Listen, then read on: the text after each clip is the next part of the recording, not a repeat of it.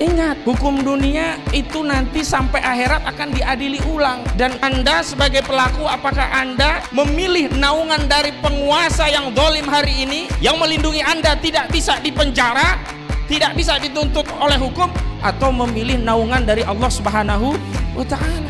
Dan dalam hukum Islam, sanksi penerapan daripada hudud, qisas diyat, ta'zir, mukhalafah, itu selain menjadi jawabir juga jawajir. Jawabir, penebus dosa bagi orang yang melakukan maksiat. Jawajir, pencegah bagi masyarakat agar tidak melakukan tindakan serupa. Ini gara-gara Komnas HAM nih, saya buat tulis tempo hari, harusnya ada Komisi Hak Asasi Manusia independen dari luar negeri. Saya langsung tulis itu, karena kita nggak percaya.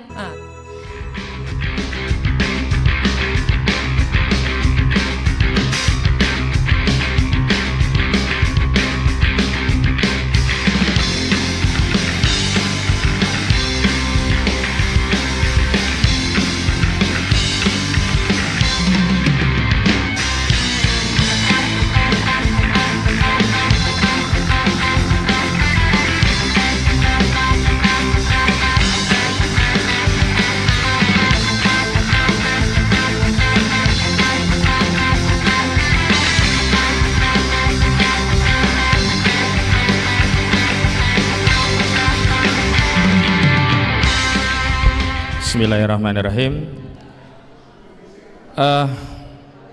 Saya ingin sampaikan pesan kepada Pak Prabowo Subianto selaku Presiden Republik Indonesia. Ini pesan bukan dari saya, tapi pesan dari baginda Nabi Muhammad Sallallahu Alaihi Wasallam. Beliau Sallallahu Alaihi Wasallam bersabda,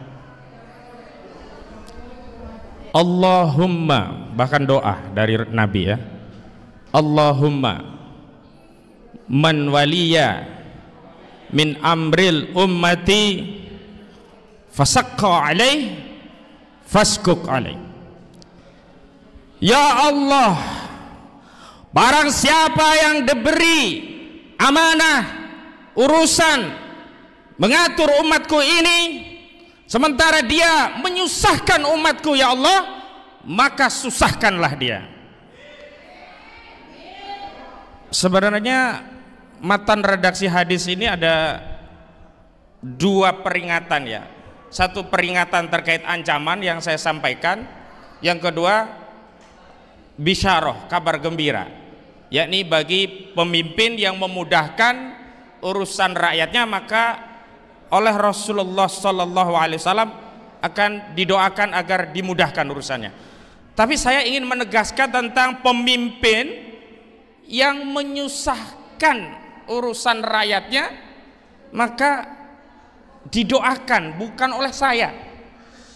Bahkan ini didoakan oleh Nabi Muhammad Sallallahu Alaihi Wasallam agar apa? Agar disusahkan urusannya.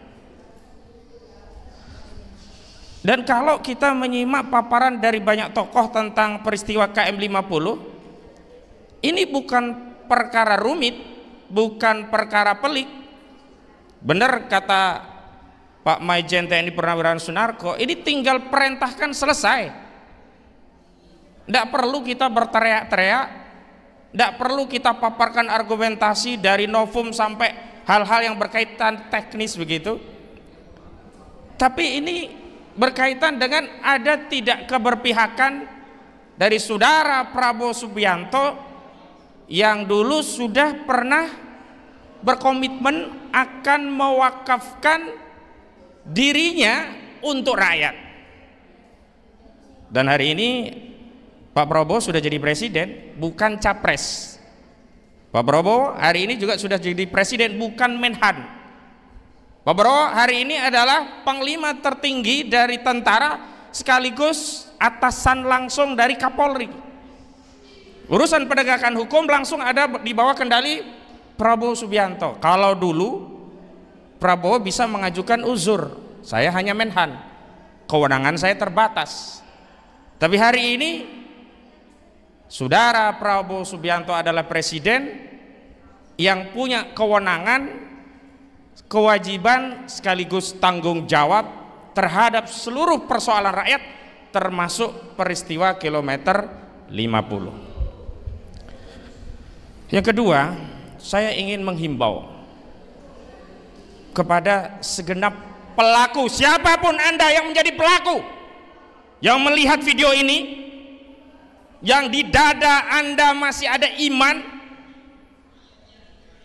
Kenapa saya katakan di dada masih ada iman? Karena dalam Islam kalau orang itu beriman tapi melakukan kesalahan, membunuh, dia masih bisa menebus dosa pembunuhan tadi dengan diterapkannya kisos. Tapi ingat, kisos itu ada syarat. Apa? Permintaan maaf kepada korban. Dan permintaan maaf kepada korban itu juga ada syarat. Apa? Pengakuan terhadap kejahatan yang sudah dia lakukan karena telah membunuh jiwa tanpa alasan yang hak. Dalam Islam itu membunuh jiwa tidak semuanya haram, bahkan ada yang diperintahkan. Saat jihad fisabilillah, membela wilayah, membela agama, membela harta, justru diperintahkan membunuh atau terbunuh, dan itu tidak berdosa. Bahkan siapa yang bisa membunuh dalam jihad, dalam perang fisabilillah, justru berpahala. Tetapi ketika menghilangkan nyawa satu manusia tanpa alasan yang hak, itu seperti menghilangkan seluruh manusia semuanya. Karena itu saya tidak mungkin bertanya kepada Ustadz Suhada, Ustadz mau maafin gak kira-kira orang yang melakukan kekejian itu? Bagaimana mau memaafkan? Sampai detik ini juga tidak ada yang mau mengakui. Ingat, hukum dunia itu nanti sampai akhirat akan diadili ulang. Dan Anda sebagai pelaku, apakah Anda memilih naungan dari penguasa yang zalim hari ini, yang melindungi Anda tidak bisa dipenjara, tidak bisa dituntut oleh hukum, atau memilih naungan dari Allah Subhanahu wa Ta'ala? Dan dalam hukum Islam, sanksi penerapan daripada hudud, kisos diat, takjir, mukhalafah, itu selain menjadi jawabir juga jawajir. Jawabir penebus dosa bagi orang yang melakukan maksiat, jawajir pencegah bagi masyarakat agar tidak melakukan tindakan serupa, dan syarat agar ya bisa diampuni dari dosa pembunuhan selain taubatan nasuha adalah dia harus mengakui dan diberikan sanksi, yakni dikisos, tentu dengan catatan sepanjang keluarga menghendaki itu. Tetapi bagaimana kalau keluarga ternyata mengisyafi, bisa memaafkan karena ada keinsafan, pengakuan, ya dia bisa lepas dari sanksi itu. Tetapi tetap dia harus membayar diat. Berapa diatnya? 1000 dinar atau 100 unta. Bagaimana kalau yang mau membayar diat ini sudah dimaafkan keluarga, tetapi dia juga kere, pangkat mungkin cuman AKBP, makan untuk keluarga juga susah, dia ditekan oleh atasan untuk menjalankan aksi pembantaian tadi. Bagaimana? Disinilah pentingnya kita memahami Islam secara menyeluruh. Negara yang hadir di sana sebagai pihak yang membayar diat, sehingga tidak ada nyawa yang terbengkalai. Jadi ketika dimaafkan, dia nggak bisa bayar diat, negara yang membayar diat itu kalau konsep syariat Islam ditegakkan. Kalau syariat Islam ditegakkan seperti ini, kira-kira adil atau adil, saudara-saudara? Kira-kira umat Islam dan manusia ini akan terjaga tidak nyawanya, saudara-saudara? Maka maha benar Allah Subhanahu wa Ta'ala yang telah berfirman, A'udzu billahi minasyaitonir rajim, walakum fil qisasu hayatun ya ulil albab.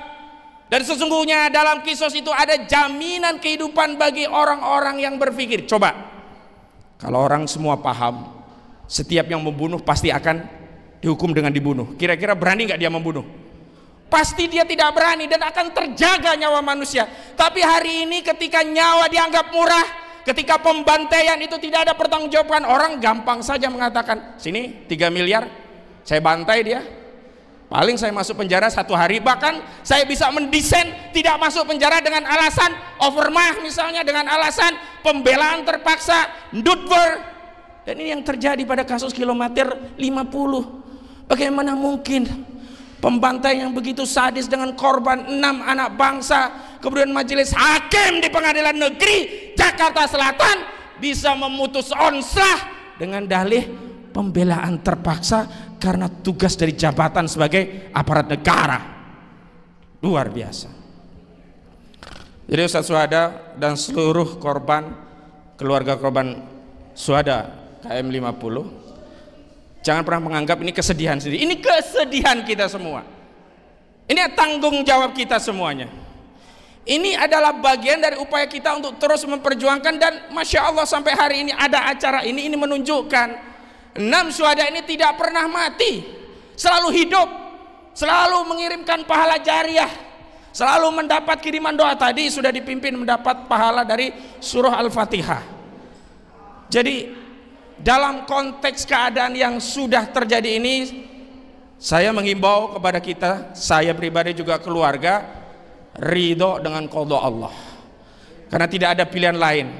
Orang yang tidak ridho kepada qada Allah itu berarti imannya bermasalah. Tetapi dalam hal amal kausalitas, kita akan terus berjuang menuntut siapapun yang terlibat, baik langsung maupun tidak langsung, menyediakan anggaran, menyediakan sarana prasarana yang menyebabkan matinya 6 syuhada ini.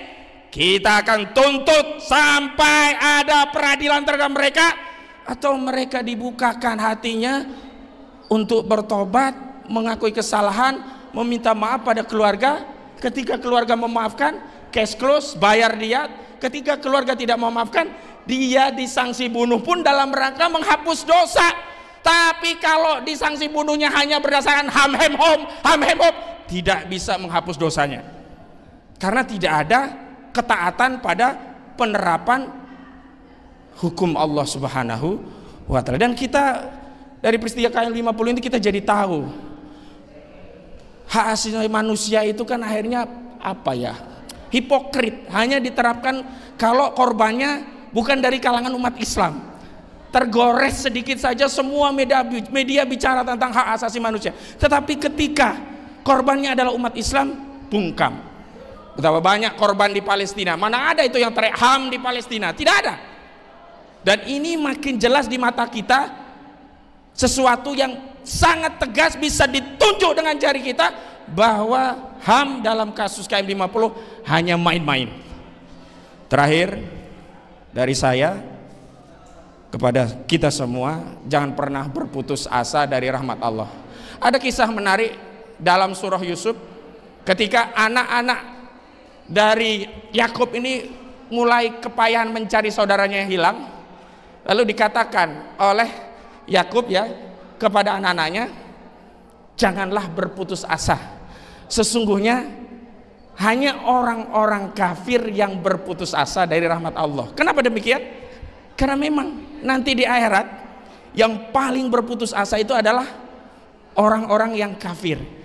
Tidak ada kesempatan pulang ke dunia, tidak ada ampunan untuk pindah ke surga. Sementara orang yang beriman walaupun bermaksiat masih ada asa, masih ada harapan.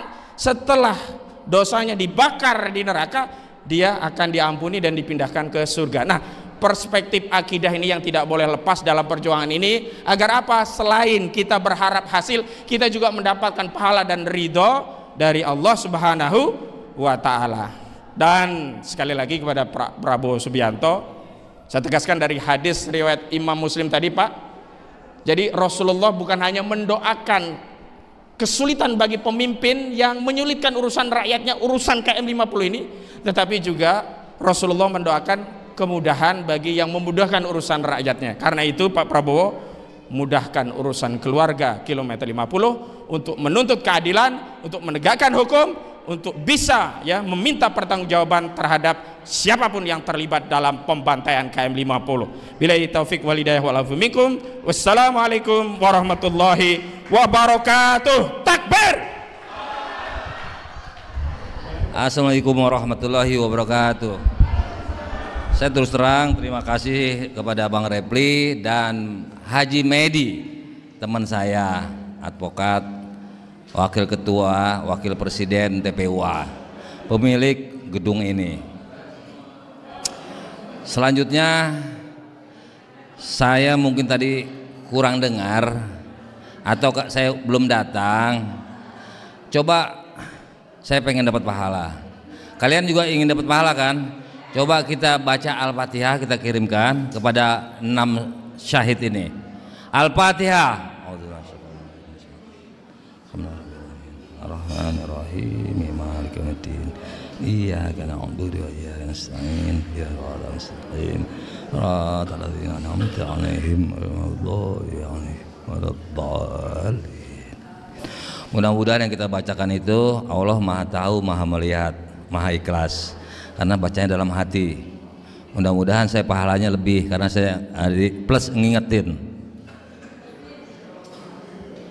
Pak Prabowo, ada kilometer 50, ada kilometer 50 Pak Prabowo disandingkan kepada imam muslim terbesar di Indonesia. Salah satunya adalah saya, mungkin kalian semua yang ada dalam ruangan ini. Saya dulu sempat dihujat oleh kawan-kawan ketika saya menyatakan, Pak Prabowo, ini belum ada masalah gubernur dan dukungan ke Prabowo. Saya katakan 212 siap, kepala jadi kaki jadi kepala. Banyak yang ini, walaupun beberapa orang tokoh ada yang nelpon saya mendukung saya. Ternyata sekarang betul, jangan ganggu Pak Prabowo. Saya nggak menyampaikan bahwa pengamatan saya benar, karena memang itu masih diksi, tapi ternyata benar. Banyak saya katakan juga mengenai kilometer 50 pembiaran. Tadi udah disampaikan oleh Kang Rijal, Dr. Rijal Padilah, bahwa obstruction of justice. Sempat juga tadi diskusi mengenai pasal. Saya seingat saya kalau salah hampura cek abdi, hampir aku bilang cek aing. Nanti marah kayak si gubernur dipanggil maneh aja marah. Langsung saya bilang maneh siap. Nggak apa-apa kalau saya, tapi heran yang bikin patung dulu didukung. Itu Kang Rijal Padilah di dalam tulisannya itu muat tulisan nama saya itu. Ada pengacara, advokat, pengamat menyatakan sekalian aja patung Soekarno dengan istrinya 9, kalau nggak salah Kang Rijal ya. Karena saya sindir, kurang lo tanggung, harusnya 9. Ya itulah, didukung Pak Prabowo, didukung oleh imam kami Ridwan Kamil, walaupun tidak populer. Tapi sekarang semua sudah paham bahwa ini keadaan force majeure, darurat. Pak Prabowo didukung, kami dukung. Cuma ada batas waktu. Entah waktunya berapa, sami'na wa ta'ana. Kalau saya minta di 3 bulan, 100 hari. Belum lama di sini juga kita dialog ya, kalau yang hadir. Ada yang minta 6 bulan. Ada yang minta 1 tahun beri waktu. Kalau nggak salah teman kami Dr. Anton Permana, aktivis. Saya mau sampaikan soal kilometer 50, apakah bisa? Bisa. Yaitu harus ada nopum. Nopum untuk apa sih? Nopum itu ada diatur dalam KUHP, itu asas legalitas. Apa bahannya? Adalah bukti baru. Ini untuk kawan-kawan ini nggak mau nanya kita yang boleh dibilang udah ubanan. Bukan itu aja syaratnya, tidak pernah diungkap selain tadi barang bukti itu yang baru ditemukan, dengan catatan ketika perkara tersebut berlangsung belum disampaikan pada saat banding, pada saat kasasi. Makanya kalau punya musuh model Jokowi, jangan ditunjukkan peluru kita. Alhasil itu nggak bisa. Itu syarat novum. Barang bukti yang tidak atau belum ditemukan dan belum dijadikan alasan banding, memori kasasi, apakah itu udah masuk, periksa dulu. Dan siapa yang berhak mengajukan novum tersebut? Kepolisian, kejaksaan, bukan kita. Kita hanya menyampaikan bukti novum tersebut, tapi lihat dulu apakah ada di dalam atau belum. Tapi saya yakin walaupun itu sudah ada novum yang lain, dan bukan hanya perkara itu saja, kecil amat. Berapa tuntutannya? Ini gara-gara Komnas HAM nih, saya buat tulis tempo hari, harusnya ada Komisi Hak Asasi Manusia independen dari luar negeri. Saya langsung tulis itu karena kita nggak percaya. Tadi Pak Ustadz Syuhada menyatakan belek aja nggak pakai izin. Apa itu? Apa yang diambil di dalamnya? Dan hasilnya apa? Kalau hanya merujuk kepada Komnas HAM, bukan kejahatan HAM katanya. Gila itu Komnas HAM tuh. Dalam kebiasaan pendapat saya menyatakan gila, artinya saat itu tidak benar. Orang gila itu kan nggak normal pada saat itu. Tidak cakap minimal, lalai minimal, banyak sekali bahan novum itu. Tapi berapa hukumannya? Tapi lumayan lah, daripada bebas karena notword pasal 49 onslah, seolah-olah berat lawan. Itu pasalnya 49 itu bebas karena berat lawan. Apa bawa senjata tak canggih, brand itu nama orang itu. Terus mereka dalam tugas surat resmi, minimal lalai itu dapat dihukum. Malah ini aneh zaman Jokowi ini, 1 hari pun nggak pernah ditahan itu tersangka. Gila, nggak pernah ditahan 1 kali pun, 1 hari pun. Malah yang dijadikan tersangka korban terbunuh, unlawful killing, extra justicial extrajudicial killing,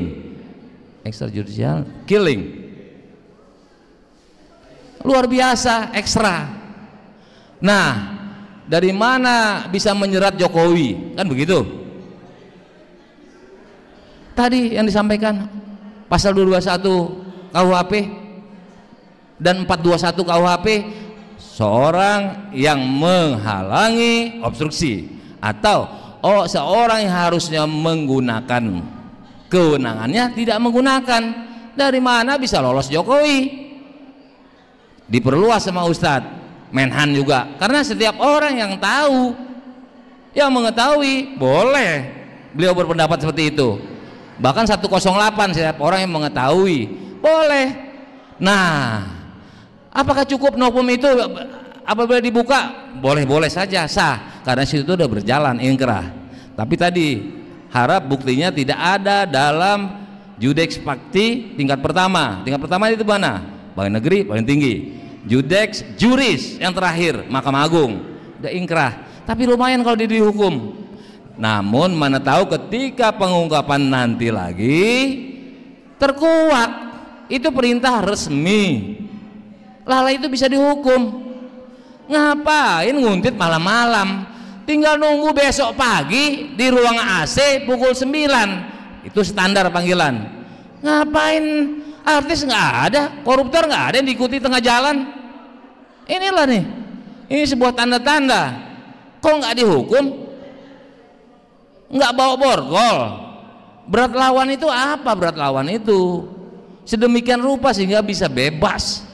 Adalah satu lagi tuh pasal 48 presprak, dia nggak gunakan itu, terlalu menyolok memang. Dia pakai pasal 49. Ada perilaku tersebut, namun bukan tindak pidana. Bukan tindak pidana orang meninggal. Sementara lalai aja dapat dihukum kulfa yang lata maupun lepis, yang ringan, yang lebih ringan lagi, lepis, dihukum tidak sengaja mengakibatkan hilangnya nyawa orang lain, luka berat, luka ringan bisa dihukum. Itu analogi berpikir kita biar yang di luar disiplin ini, ilmu ini paham. Oh iya betul, tukang becak, tukang taksi nabrak orang, lalai dihukum. Ini malah mau, bukan mau, sempat di TSK kan orang meninggal. Masa penyidik gak paham tentang pasal 77? Hapusnya hukuman tersebut adalah meninggalnya dunia. Hapusnya pasal hukuman terhadap orang pelaku pasal 78, pasal 79, pasal 80. Itu ada daluarsanya. Nah sekarang daluarsa nggak? Belum ditemukan pelakunya tadi, with locking yang menyuruh, membujuk, middle player. Dadernya juga jangan-jangan nggak segitu. Nah bagaimana Pak Prabowo bisa melepaskan diri atau Jokowi? Tentang kejadian ini dalam istilah hukum disebut notoire faiten. Ini udah setiap media itu kalau nggak tahu, alasan nggak tahu, nggak pernah dengar kan nggak masuk akal. Ada kejadian ini, ada kejahatan ini, nggak dengar. Twitter ada Intel tiap hari, di situ punya akun, Listio Sigit punya akun, dan nggak masuk akal lah. Notoire faiten, notorious, pengetahuan umum tentang kejahatan. Notoire faiten aja udah pengetahuan umum ini. Jokowi kelakuannya tukang bohong, itu notoire faiten. Diduga publik jasa palsu. Gibran diduga publik SMP ngaku S1, sekarang tersiar kabar seolah-olah dia udah punya SMA. Cuma beberapa SMA itu mau mengkaburkan seperti Singano, seolah nama dia Mulyono. Ini saya tukang periksa ini pada saat itu. Saya nggak ulang-ulang lagi tuh ya, di YouTube ada tuh tanda-tanda. Nah, tadi kalau udah asas notoire faiten, dan tahukah mereka bahwa pembiaran itu, obstruction of justice itu bisa dihukum? Tahu. Asas hukum Indonesia mengenal tentang fiksi hukum, presumptio iuris de iure. Seseorang yang selama hidupnya tinggal di atas pegunungan, tidak tamat SD, dianggap tahu ada undang-undang, ada sistem hukum, dan ada pasal yang menghukum. Jadi ibu-ibu ini semua dianggap tahu. Apalagi mereka tinggal di kota tadi, orang kampung hidup di pegunungan yang tidak pernah turun ke kota kabupaten sekalipun. Apalagi kita sering ke Monas, betul? Apalagi Jokowi, anggaplah dia lulusan SMA ya, tadi nggak lulus SD, itu fiksi hukum. Jadi dianggap mereka tahu pembiaran itu bisa dihukum. Obstruction of justice, obstruction of justice, ya, penghalangan atau barrier, itu bisa dihukum. Jadi udah rumit ini. Tapi kita lupakan Pak Prabowo, kita lupakan semua. Nah, kami nggak usah disebut tentang perjuangan kami untuk Pak Prabowo 2019. Walaupun bukan tim hukum, tapi ikut capek Pak Prabowo. Ikut capek. Nah, ada itu tempo hari itu di Bang Refli Harun itu. Atau Anies masih tahun 2020 saya udah dukung. Anies apa Prabowo? Prabowo. Maaf. Anies apa Prabowo? Anies. Wah, cepet amat kata Bang Refli. Ya, mungkin pernah nonton ya. Nah, kita enggak. Sekarang kita balik. Kita dukung beliau, tapi jalankan amanah ini. Saya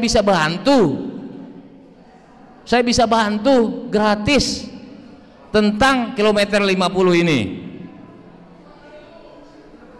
Tadi hakim menurut undang-undang pokok kekuasaan hakiman harus proaktif, harus progresif. Dia memiliki hak untuk beranalogi. Bukan kita di luar hakim. Hakim boleh, karena asas hukum pidana tidak boleh dianalogikan. Tapi untuk hakim, dia tunduk pada undang-undang lex spesialis dia bisa menggunakan conviction in time. hati nurani. Nggak mungkin orang ada korban begini nggak ada yang dihukum. Gila, gila, gelo, cek orang Sundana narintik sega.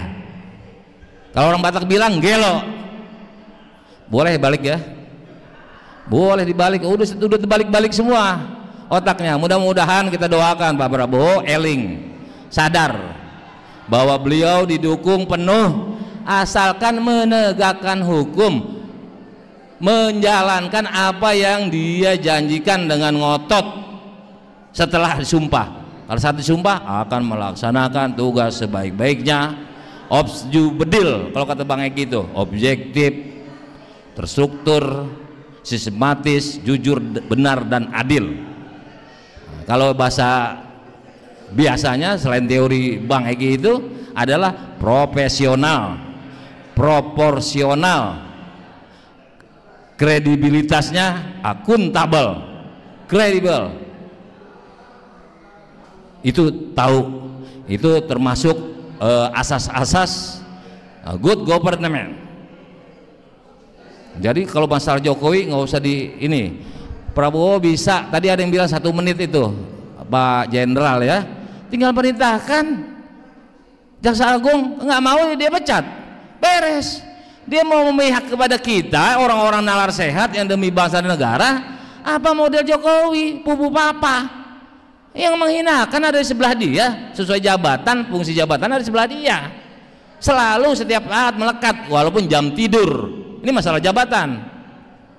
Belum juga kok beraninya ada itu tulisan, kok beraninya semua sama Miftah tegas menghina tukang junjung es yang menghina dirinya.